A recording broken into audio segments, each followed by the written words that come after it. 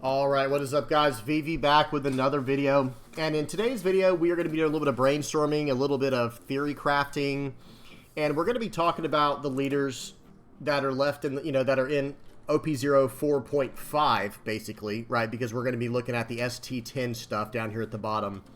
And I don't really do tier lists. It's not my thing. But I will kind of at least talk about where I think these leaders will end up if they're going to be like, it'll be the closest thing that I'll ever release to a tier list, probably, at least in the foreseeable future. So, all right, so let's go ahead and just hop straight into this, guys, because we got a lot of leaders to talk about. So first up is Zoro and Red Green Trafalgar Law. These received sizable nerfs, and let me just go ahead and go down to them. Whitebeard has been removed from the format. He is going to be rest in peace here soon. He's out of here. And then Zoro and Law are also going to receive some pretty big nerfs because of recent ban list updates. And then we're also going to be seeing the introduction of ST10, like I was just saying, with Red Purple Law, Luffy, and Eustace Kid. So I think the meta is going to get shaken up pretty well over here in the the West. So Law, let me start off with Zoro. I think Zoro is going to. I do think he's still going to be very playable. We'll have to see what all happens with him, but he's probably still going to be the premier Rush deck. I do think there are some other options for Rush as well that we'll talk about as we get down to it. Like, for example, where's Kuro at? Did I pass him? Where's Kuro on here? Here's Kuro. I think Kuro is just a very mean, like, devastating blitz deck that could potentially be very high up on the tier list when it comes to Rush. But we'll have to see what happens. But for the time being, I do think Zoro is still a very solid deck, and we'll probably see a lot of play, especially as like the Rush deck of the format. So I think Zoro is going to be just fine. Yes, it did receive a massive nerf, but I think he'll be just fine. Next up is Law. He will not be as fine. He will not be as fine as Zoro. But I still think let me say this. If Law is going to work at all, I'm not even saying he will work anymore, but if he is going to work at all, it's going to have to utilize some type of Film and Supernova package. There are a few other options, like with Supernova and, oh gosh, what was it? I think there was one other option. It was Supernova and Whitebeard Pirates, or Supernova and, like I already said, with the Film package. So we'll have to see what happens there. It'll come down to balancing the green and red and which searchers work out the best for Law. So I don't think he's completely dead like people are saying, but he might be. He might be.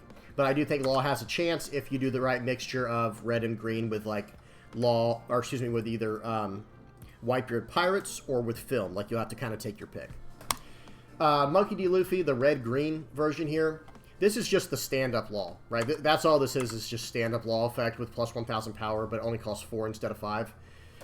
This leader really never kind of popped off anywhere. I don't think this leader will change much at all, because even if you were to make the same package that you'd make for the what's it called, the Law package that would be able to go in this deck as well, I still think like losing Nami with this being Straw Hat Crew, like I just feel like it's still just not the right call. Not a bad leader by any means. I just think it gets overshadowed by a superior leader in Red Green Trafalgar Law. That's just my personal opinion. But someone might prove me wrong. Y'all know how it is, guys. If y'all think differently, please, by all means, leave your comments in the comment section below. I love hearing feedback. I love hearing what people think, getting new ideas. Kazuki Odin, activate main. This guy here. You may trash a Wano-type card from your hand, set up to 2 of your Dawn cards as active. This could be interesting. But I think it will not be... If you're going to go a mono-green option, I think Kinemon and I think Kuro, first of all. But no, I was going to say Kid will probably just end up being your better options. That's kind of just the plight that Odin's had. It's like there are some pretty decent green leaders or mixes of green, whether it be purple-green Doflamingo or red-green Law, where it's like you might as well just go those. But we'll see. Y'all tell me what y'all think about Odin. I don't really have a comment on him. I'm going to be honest. I don't play this card, never have, and more than likely never will, because I don't play green cards. Y'all tell me what y'all think of Odin if y'all think it's going to be better than I do. Okay. Next up, Doflamingo. I don't think this changes at all. Now I will say, going into a slower meta, you would think that, okay, well, this leader is going to get even stronger, right? Because now it's not being rushed down as fast. It's like, well, yes and no. because then it's going to be, can it keep up with like Katakuri? And that becomes the question. And honestly, I think out of all the blue decks, my buddy Joey at the Heart Pirates TCG, he plays a mean Croc list. And if I'm going to go blue before Blue-Black Sakazuki, of course, before OP05, then I'm going Crocodile. And it's not even a close call for me personally. I think that this list is very legitimate. But let's get to that when we get to it. As far as Doflamingo goes, I think this list will always just be solid because it does what it does. Right, it kind of goes at its own pace. So we'll have to see what happens there. Overall, though, I don't think this list will move up or down much at all. Okay, next up, Kaido, Blurple Kaido, Blue-Purple Kaido. This is a strong deck. Okay, guys, I'm not going to lie to you, especially now that it has Who's Who, doing some searching. It can have a full-on board clear in the 10-cost Kaido. It has, or you can run the bounce Kaido or run both, and the 9-cost Kaido. It has all these different options. I still think that we haven't cracked the code on what the perfect list is for Kaido, though. That's just my personal opinion. But I don't think we've actually cracked the code on what the best Blurple Kaido list is. I think this list will be fun to play, though, going forward. And I think you can get some pretty decent success at a local level. I don't know about it at a excuse me. I don't know about at a bigger tournament, like at the bigger tournaments, but we'll have to see.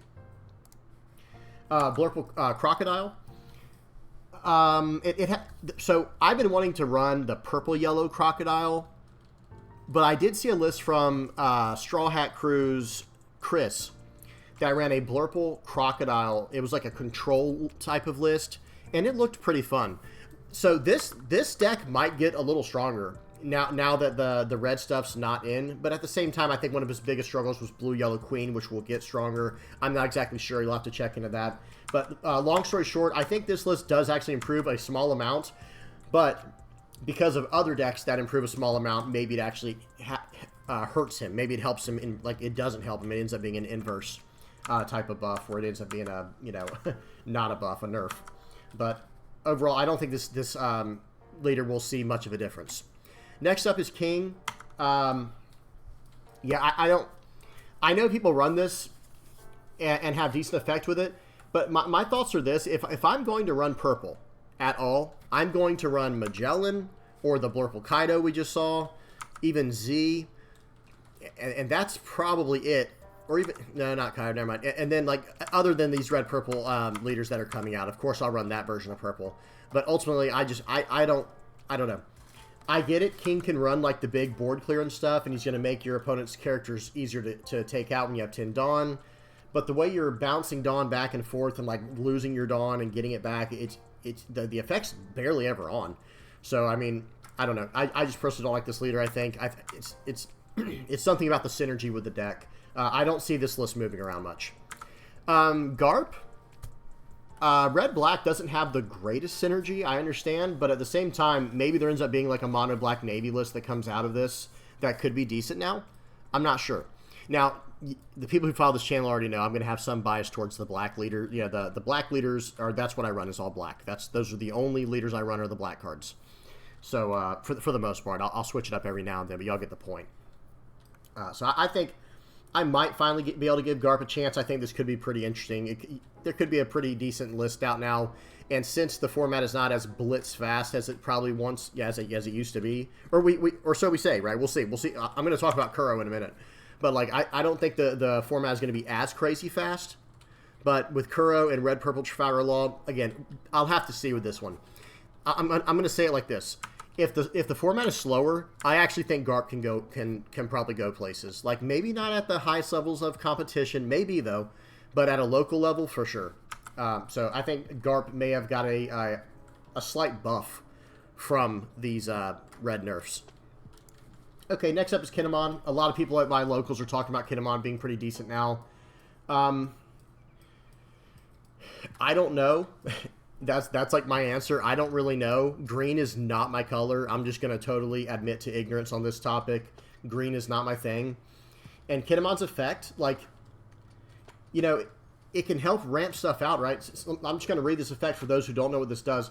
When you have one or less characters in play, reduce the play cost of the next 3 cost or higher Wano country type character card you play from your hand by 1 during this turn. So, like, you know, he can help cheat out some bigger bodies, and maybe that'll be good. Maybe that'll work as like an aggressive mid-range deck. But ultimately, I don't see it. But we'll have to see. Again, everything's up in the air. Y'all tell me what y'all think about Kinemon. Goodness gracious, blue-green Sanji. Never really saw anything ever. But who knows? Coming out in OP06, I hate to talk about that far in the future. It looks like he did get some support, but there also is a new blue-green leader. So it's poor Sanji still might get neglected. We'll see. I don't really have a comment on him. I don't think he really changes, goes up or down. He just stays where he was, kind of near the bottom. Emporio Ivankov. Okay, if you have 0 cards in your hand, draw 2. That effect is always going to be what it is. But again, there are just other blue decks, and like if I were even running a blue leader right now, that was this, this version of just play your hand out to draw cards just to even get this effect. I'm probably running Nami over that, to be honest with you. Like, even like an aggressive version of Nami, not even alternate win condition. I would rather just run Nami and just have the the ability to scare my opponent into respecting what's going on. Or like I said before, Crocodile. Crocodile's more my style of leader, especially as we go into OP05 when we see the blue-black. I call him Subzuki. I think that list is going to be insane, and Crocodile's basically a sneak peek at that list. So ultimately, I don't think Ivankov will get any kind of extra. I don't think this card's going up and down at all in the meta. Magellan might, though. I think Magellan has a case, especially, there's something about Magellan. If you just draw into your Magellans, your 5-cost Magellans, those things are just beaters. And now you're slowing your opponent down. You're buffing your characters. I think Magellan has always been a very decent list. And if the format's going to slow down, this list might get kind of crazy, because now it can even take out some of its earlier answers for just bigger threats later in the game. We'll have to see. I think this will be interesting. I'll say it like this: if Magellan can figure out a way to like consistently beat yellow, this becomes a deck you should really keep in your sights. Okay, I think this leader is actually very, very solid. Z.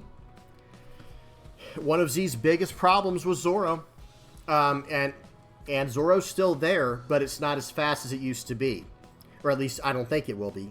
Y'all tell me what y'all think about that, but I don't think it'll be as fast as it used to be. I think Z, if the format slows down and becomes very yellow dominant, I think Z might have something to say. I think this leader can really do some damage. Because as we all know, one of the strongest turn 10 plays you're going to do in the game, based off leader synergy with your characters, is going to be drop a 10-cost Kuzan, KO a 5 or less, and then swing for 6, returning 4 Dawn to your hand from Z, KOing a 8 or less. Like that will always be a strong play. You know what I'm saying? Or typically speaking, it should be. So we're gonna have to see here. We're gonna have to see about this. I think Z might go up on the rankings a little bit though. Smoker, I don't think is. In fact, Smoker actually got a small nerf from this. Right, Nami's gone, so that was like that was a prime candidate character to give -1/2 to buff your characters and stuff. So I think Smoker was not affected in a good way. Ace got a slight nerf as well. Same thing with Vivi potentially. Like Vivi and Ace might have gotten small nerfs losing Marco. Marco got reduced down to a 1-of, for those who don't know, the 5-cost Marco from OP03. So Ace did get a slight nerf in that regard. But ultimately, I think if you could build super event heavy, I don't know. Ace is an interesting leader to me. It's probably the only red deck that I would play happily, proudly be able to play. But it's, for now, I don't think he changes too much, though. I don't think Ace changes too much. Maybe. We'll have to see, because maybe it was some of the red decks that were holding him down. Who knows? Maybe if you go a Fire Fist list now where you're just doing lots of board clear and just smashing it with Flame Emperors, maybe it does something. I'm very curious to see how Ace does. Now, Kuro, I actually think becomes the best aggro list in the format. And I know what people are probably thinking, you're crazy. I don't know if y'all have seen a good Kuro player in a good Kuro list. It's one of those things where it's okay, they have lethal on turn 4 every single game. Unless you can stop it, obviously. Unless you have ways to stop it. And of course, good decks have answers. Good players know how to play around it. I'm not saying the list is broken. I'm just saying that this is a serious serious off-meta list here that is aggressive. It is extremely aggressive. And what I'm really trying to say is if yellow, like with Katakuri and Big Mom and Queen, become, you know, higher up, I think Kuro might have something to say about it. I feel like they could have a decent matchup into that. I could be wrong. Y'all tell me what y'all think about Kuro. Maybe I'm crazy about that. But very, very interesting here. A very aggressive list. Again, very aggressive. Next up is Arlong. I don't know. I want to like this leader because I like how... I'm going to say this. There is something I do like about leaders that swing for 7 with their leader effect to use it. Just like everyone knows here, I love playing Black, Yellow, Charlotte, Lin. But Arlong is the same idea, where you attach 2, you're swinging for 7, paying 1, and throwing down a 4 or less trigger character. Like, I like that. I really do like that. But I don't see him really moving up or down in the rankings after the changes. Maybe I'm wrong about that. We'll see. Because Yellow is just getting stronger and stronger. Any deck that has Yellow in it is just potentially going to be stronger now. It is what it is. But I don't know. Because I don't play Arlong, I'm not sure how well he goes into Katakuri. I'm not sure how well he goes into, you know, anything. Honestly, like Doflamingo, Rebecca. How does this deck fare against those? We'll have to see. But I'm not counting him out. I think Arlong's probably somewhere in the middle of the pack waiting to be broken. Nami, this doesn't really change at all. If anything, Nami actually gets stronger, right? Well, I'm trying to think. The strongest decks against Nami were kind of like... I think Katakuri was very strong against Nami. Because it's just so aggressive, and then later in the game, if it didn't take life fast enough, it'll just take, you know, it'll just literally... take life away from the leader with Charlotte Linlin, the 10 cost 12k. So I think Nami does actually get a little bit stronger, though. I'm not going to lie. I feel like we'll have to see, but I actually think that Nami gets a little bit stronger because some of the red decks were pretty good into it. I don't know. See, it always depends on the pilot. It depends on who's playing which deck, right? That'll always matter. But Nami, I think, kind of stays the same, but maybe a slight buff. Maybe a slight buff to Nami. I'd be curious to try this leader soon. Okay, Iceberg. I don't think Iceberg changes at all because his problem was running out of gas later.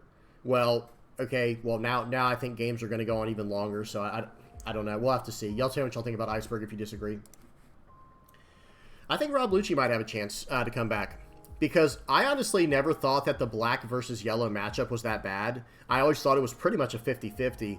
Because, yes, yellow can manipulate life, but black doesn't really have a problem removing characters. Right? Like oh, you dropped a 10 cost Big Mom. Oh, man, that's crazy, right? Like, yeah, blue has the best answer to that in Red Rock. But, like, black can typically deal with that with something like... I mean, now we have Truna Bastardo if that becomes a thing.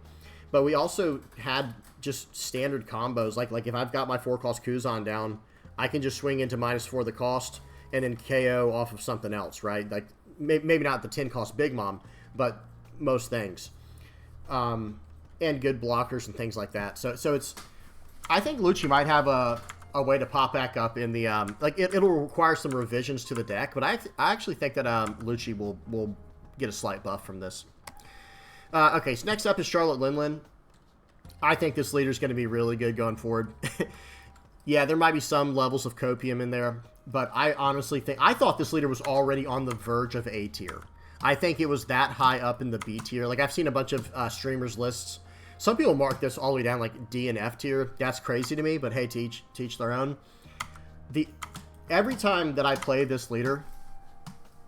every single time that I play this leader, it is done well for me.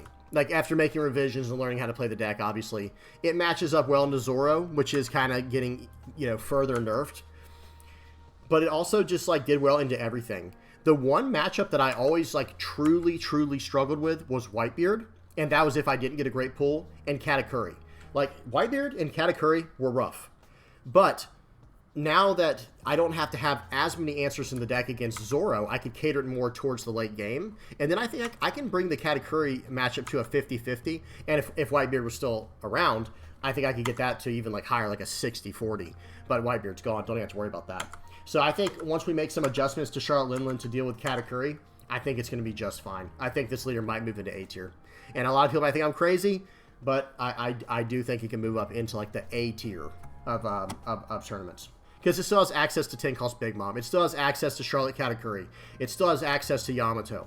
It's gaining life whenever it needs to, and it has strong follow-up plays with Borsellino.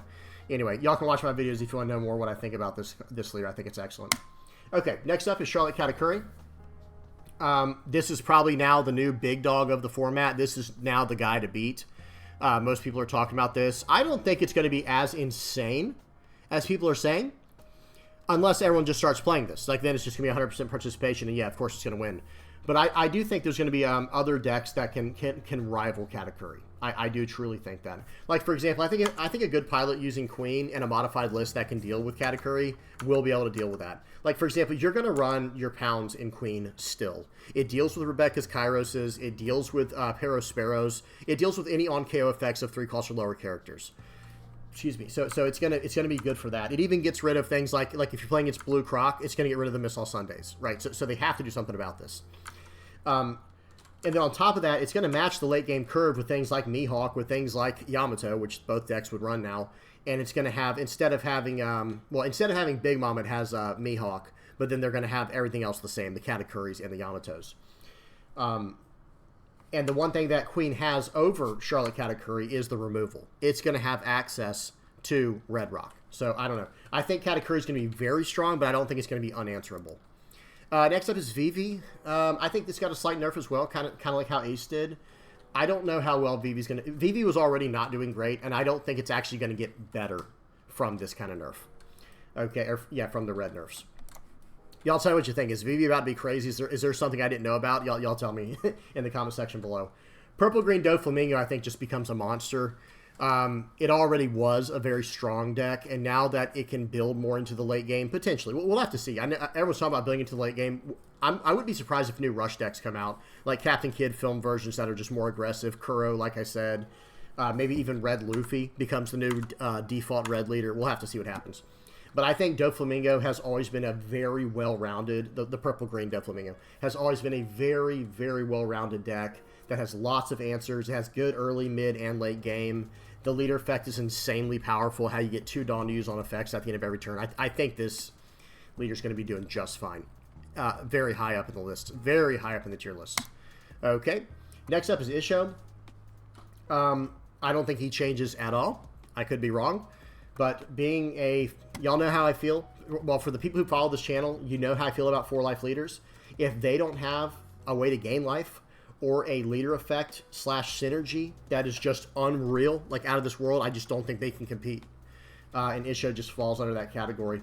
This is a leader, when you look at it on paper here, give -1 to all characters for 1, and then for 1, stand up a character in your turn. That seems like a recipe for success, but unfortunately it's similar to Garp.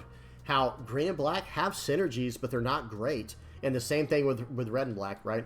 Like, there are some synergies, but not really, right? They're not really all there. Both decks operate fine without the combination. Unlike blue and black, which we'll talk about with Sakazuki, they have been making blue and black to just...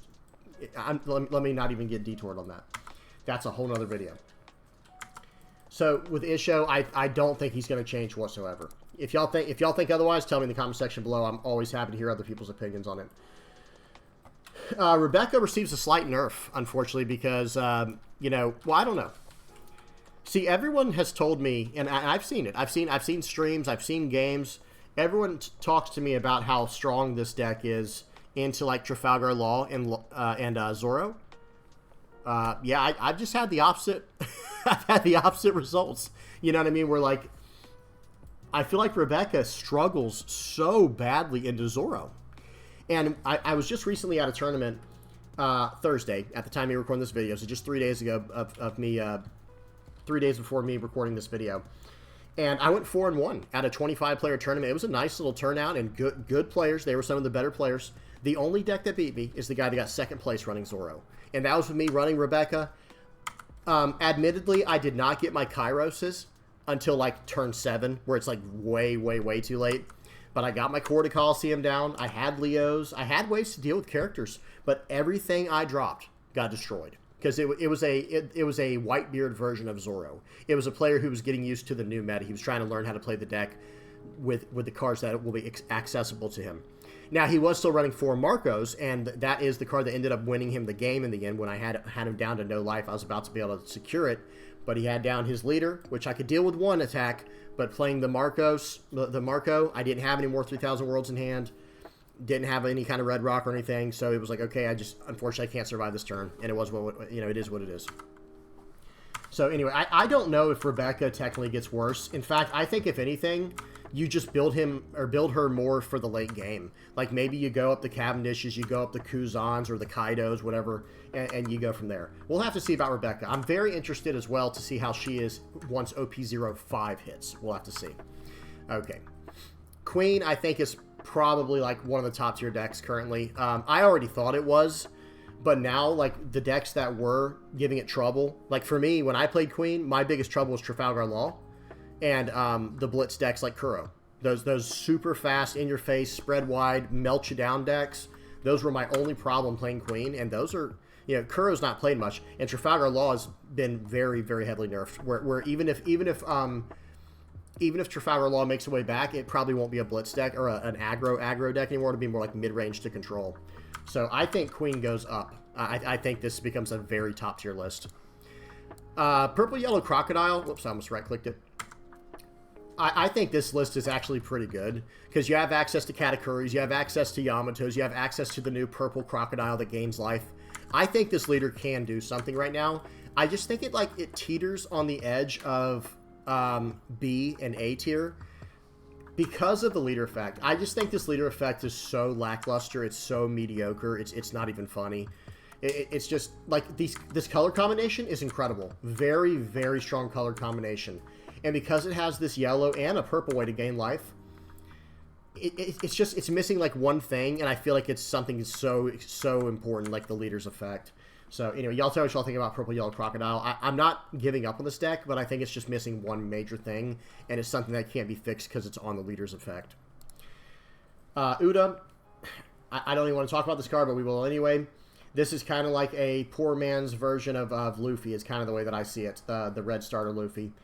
It's not the exact same, obviously. Luffy can move a Dawn to someone that's already been used, so he's working off like 11 Dawn turns every time. Whereas Uda is just paying one to give someone plus 2,000. And that is a big difference. That is a big difference. I don't think Uda goes anywhere. Luffy, I think, becomes kind of one of the new starter red decks, or excuse me, go-to aggro red decks. Because, the thing that made Zoro so strong was spreading so wide and then getting all of this increased Dawn effect everywhere. Whereas now it might need to slow down a little bit and develop a stronger board, which Zoro is still strong for that, obviously. But Luffy kind of might have a little better tempo. But at the same time, one thing that made Luffy so strong was Whitebeard. It was very strong into Whitebeard because you always get to swing 6 anytime you need to, with his activate main. And that's kind of gone now. The effect is still there, but it's not as relevant anymore. So we'll have to see about Luffy. Tell me what y'all think about him. Eustace Captain Kidd, I think this leader is awesome. It was still winning with Whitebeard in the format and with Zoro. I think this leader is incredible. It has the ability to attack twice to finish out games, and it's green. It's a green leader that just has a strong package being developed for later in sets in film. So the Supernova film package goes right in line with this deck, and it's very powerful. So I think this might get even stronger.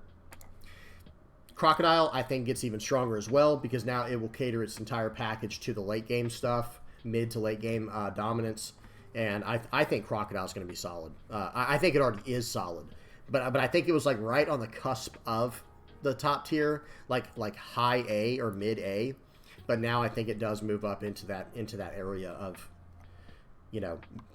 it doesn't change too much. I will say that, like, maybe it just is high A now, not quite S tier, because of the yellow stuff being dominant now. But who knows? Like I said, you just never. We'll have to see. I'm very curious to see how this first week goes. Where do y'all think Crocodile falls on the list now? Because I know he was very good into the entire format. Like, he had a very favorable, or not favorable, but like a pretty solid 50-50 matchup against everyone. But I think the hardest matchup for Crocodile was Katakuri, and now that list becomes kind of, even stronger. So y'all tell me what y'all think about Croc.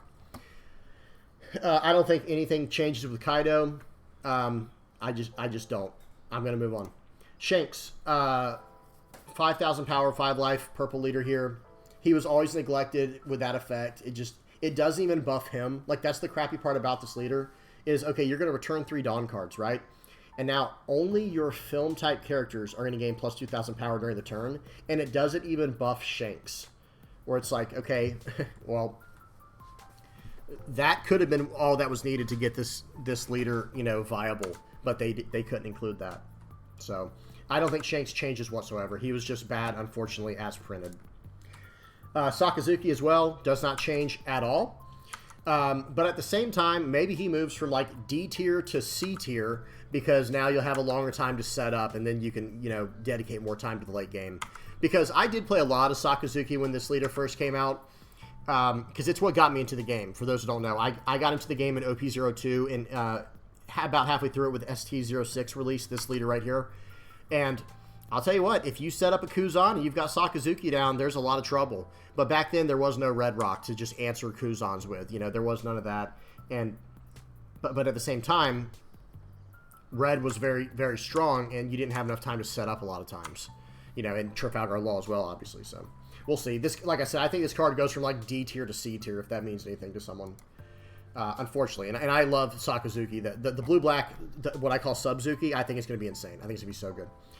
I think Charlotte Linlin actually becomes very good as well. I think this was already a good deck that just gets a little tiny bit better. I won't spend a whole lot of time on this because everything that applies to Katakuri applies to this as well.